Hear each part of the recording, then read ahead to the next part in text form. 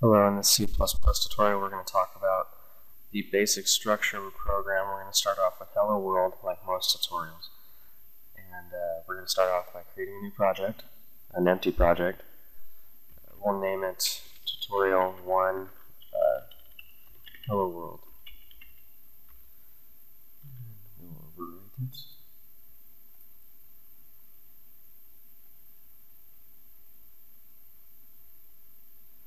Start with a new project. We'll add a file, a C++ source and a C++ right there. We'll give it any name. I'll just make it main, main.cpp. We'll add it to the build target and we'll finish. What we're going to start off with is learning something basic if you haven't ever programmed before.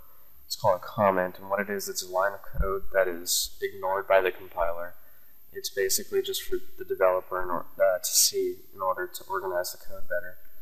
And we'll just start off with a simple comment, my first program in C++. And pretty much that will not affect the code at all. That's like, there's nothing there.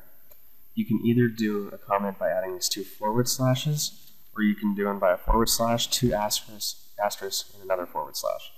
And basically what this is, it's a multi-line comment. You can have more than one line comment instead of adding these two forward slashes every time. So we'll just start off with a comment, and then we will add an include. Now what this does is it takes a file that the compiler has already, and it will import all the functions into your program. So what we're going to use is IOStream, and what that is, it's the standard input and output stream that C++ compilers use. Every compiler has IOStream that I know of, and it's necessary for using a statement called cout and cin, which we will be using for input and output. Just for your information, we'll be working on that later on. This specific compiler that I'm using, NinjaW, we have to include stdlib.h, and that is the standard library for C++. Now what we can do, this line is very common in C++. It says using namespace std, and what this does is using the standard namespace. We'll get into namespaces later on, a lot later on, and this makes it easier to write, and I'll explain it later on. What we'll do is we'll declare our main function with int main and two empty parentheses. And what that is defines the main function. This is required for C++. If you don't have this main function, then your program will not know where to start, and it will just force close and not even compile. So what we'll do is we'll add that, and then these two curly braces. What that is a code block, and this is from multi-line statements. First, what we'll do is cout, and then two less than signs. And what this is telling the compiler to do is print on the screen whatever's after those two less than signs. And we'll use a double quote and type hello world,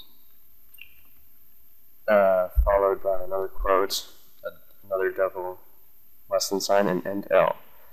Now you could have done it different way. We could have not used this end L, which I'm going to do anyways, and just put \n.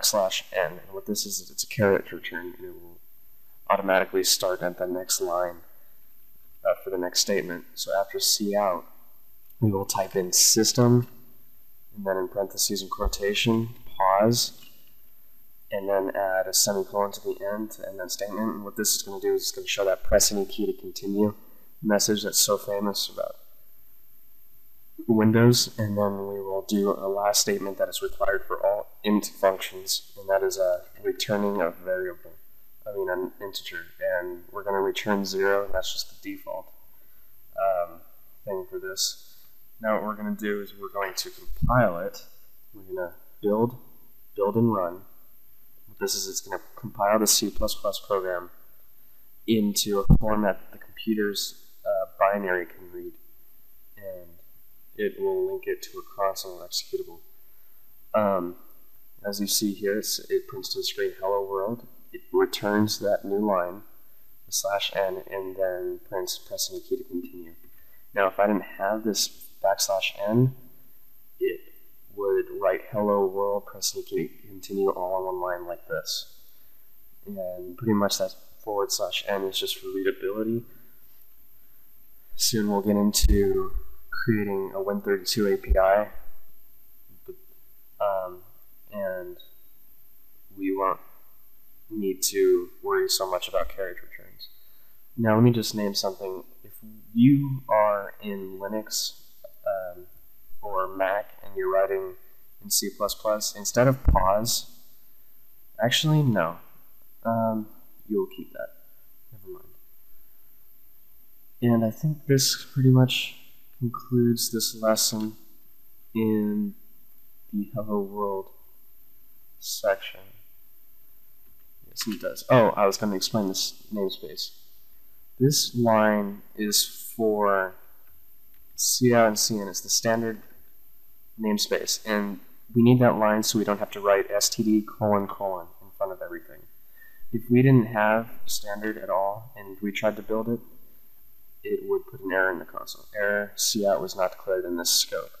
So if we add std : and build it, it works like this.